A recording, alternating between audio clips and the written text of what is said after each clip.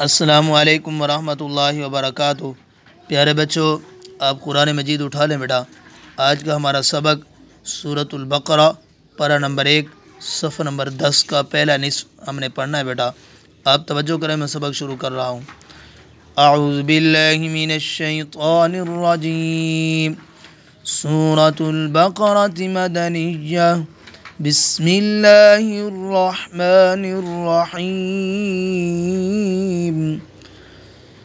قال اتستبدلون الذی هو ادنی بالذی هو خیر اہبطوا مصرا فإن لكم ما سألتم وضربت عليهم الذلة والمسكنة وباءوا بغضب من الله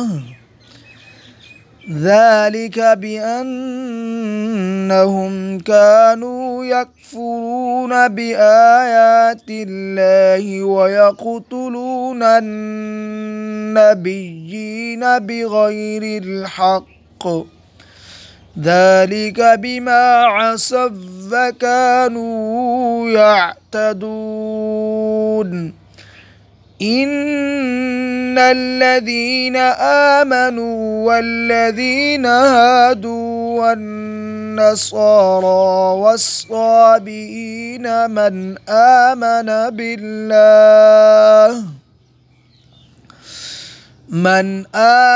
بالله واليوم الآخر وعمل صالحا فلهم أجرهم عند ربهم ولا خوف عليهم ولا هم يحزنون صدق اللہ العظیم۔ پیارے بچوں، پڑھتے وقت آپ نے چند چیزوں کا خیال کرنا ہے بیٹا۔ آپ نے غنّے کا خیال کرنا ہے، مد کا خیال کرنا ہے، اور لفظوں کو موٹا کرنا ہے۔ گرین کلر کے جو الفاظ ہیں آپ نے ان کو موٹا کر کے پڑھنا ہے۔ ریڈ کلر کے جو الفاظ لکھے ہیں وہاں پہ آپ نے بیٹا غنّہ کرنا ہے۔ اور یہ چھوٹے میں درمیان میں رموز اوقاف لکھے ہوئے ہیں، کہیں آیت کے درمیان چھوٹی طوا لکھی ہوئی آ جاتی ہے، میں نے بتایا ہے آپ کو، وہاں پہ آپ نے وقف کرنا ہے۔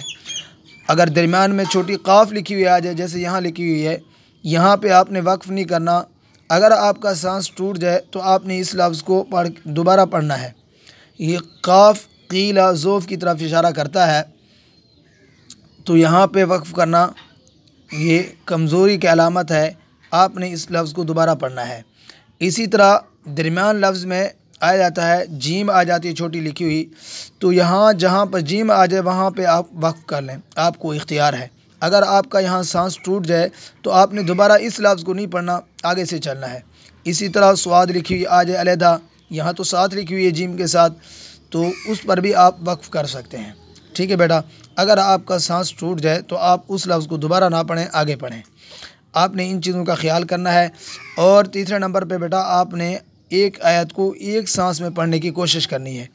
درمیان آیت کا اگر آپ کا سانس ٹوٹ جائے، جس لفظ پہ ٹوٹ جائے، آپ نے اس لفظ کو دوبارہ پڑھنا ہے۔ ٹھیک ہے بیٹا، جزاک اللہ۔ اللہ حافظ۔ السلام علیکم ورحمۃ اللہ وبرکاتہ۔